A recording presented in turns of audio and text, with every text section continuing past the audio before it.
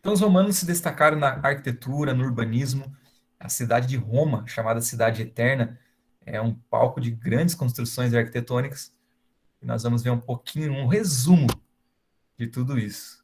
Então, olha só, os romanos desenvolveram um conceito de arco na construção, possibilitando um maior espaço interno. Então, os gregos usavam as colunas para sustentar o teto, né?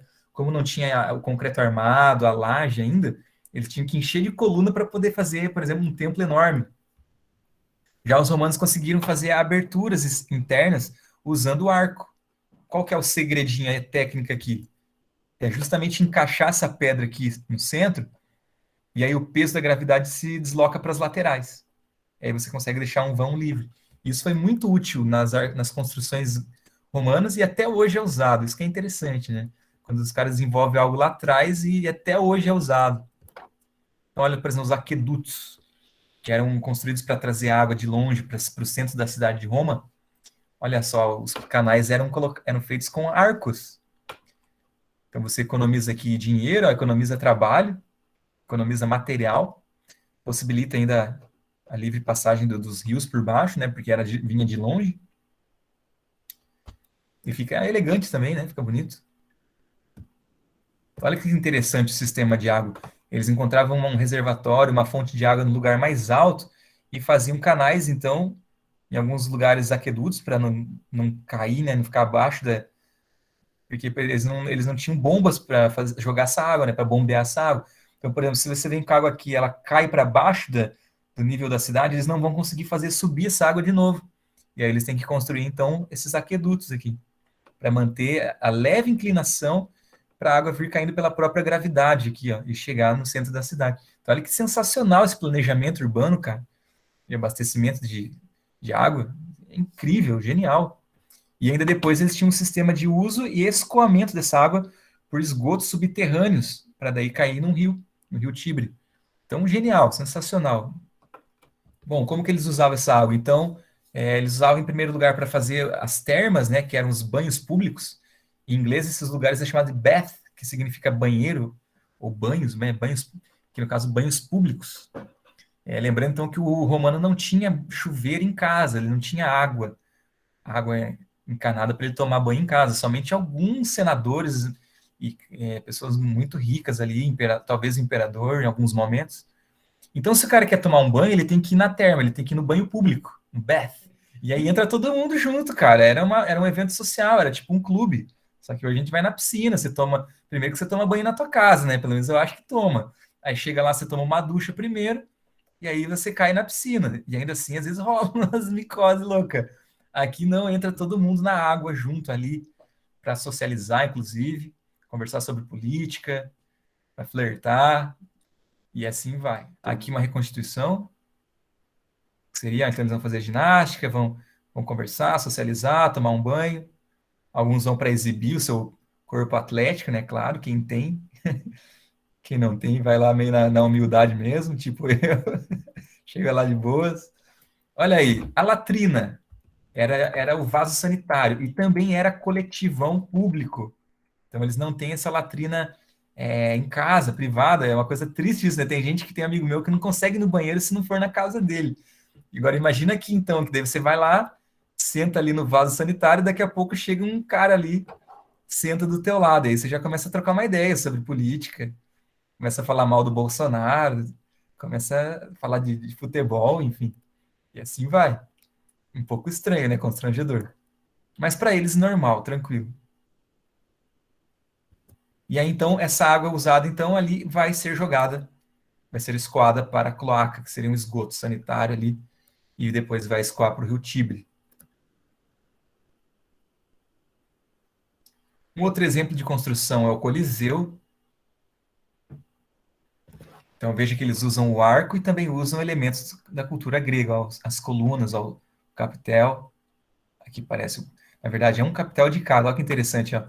O de baixo é o dórico, o do meio é o jônico e o de cima é o coríntio. Olha que sensacional.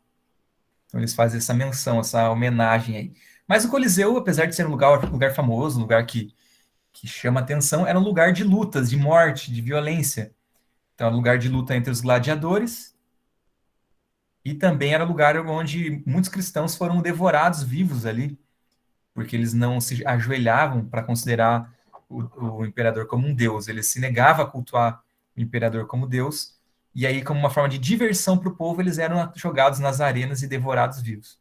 Mulheres, homens, crianças. Então é um lugar, para mim, amaldiçoado, é um lugar onde a maldade dominava, o instinto da violência e da morte imperava ali, e os romanos amavam ir lá e ver morte mesmo.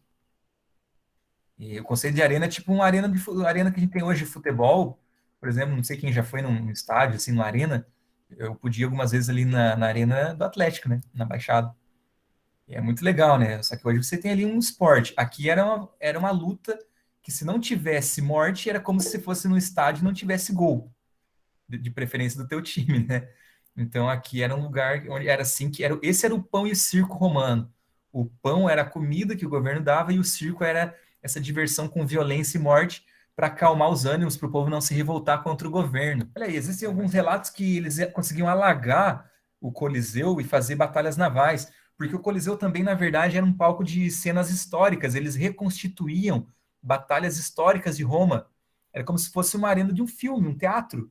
E aí, em alguns momentos, eles faziam lá, vamos celebrar, vamos relembrar, por exemplo, a vitória do imperador tal sobre tal povo. Daí, eles faziam a batalha lá.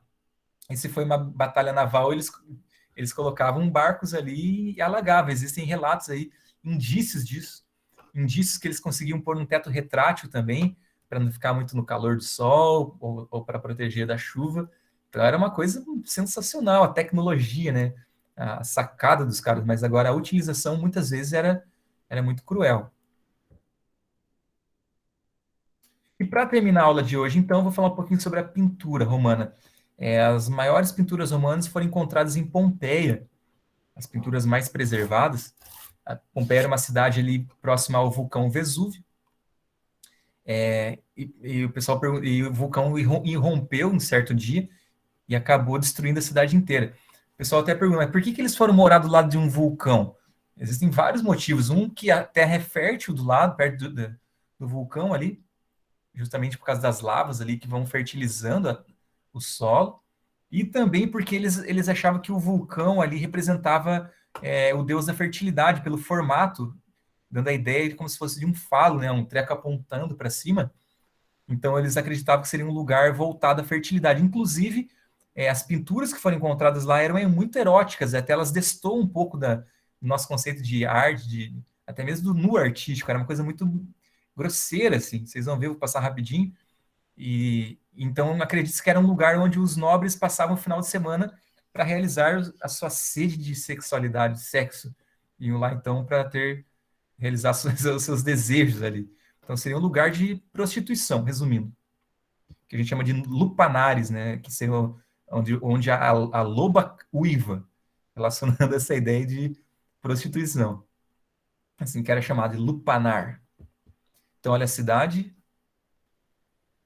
toda destruída, mas as ruínas ainda deixam muito assim para a gente entender como era as cidades romanas. Acabou ficando como se fosse um modelo de como era a vida em Roma, mais especificamente aqui na cidade de Pompeia. Então eles morrem, tem o um filme sobre Pompeia, eles morrem sufocados primeiro com aquela fumaça, e alguns conseguem sair correndo e fugir, e conseguiram se salvar, mas a maioria ou morre sufocada ou morre com as lavas daí, a destruição das lavas do vulcão. É um passeio liberado, mais um para a gente ir no na nossa excursão humilde pelo mundo, para estudar história e arte.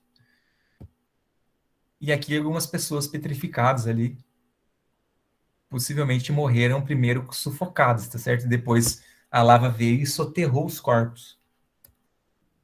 Muito triste, né? Se for imaginar as pessoas ali.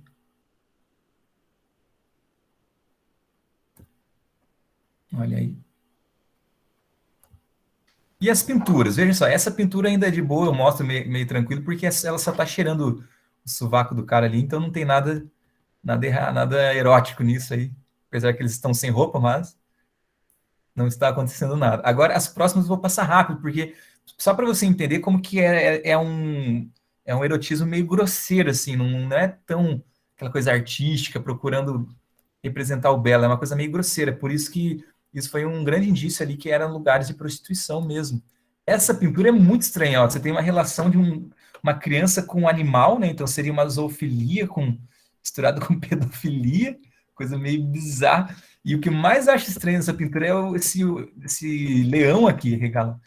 Não é normal um leão estar com o olho arregalado desse jeito. Então, tipo, é muito assustador, cara. Então você vê que eles tinham uma mentalidade muito estranha, assim.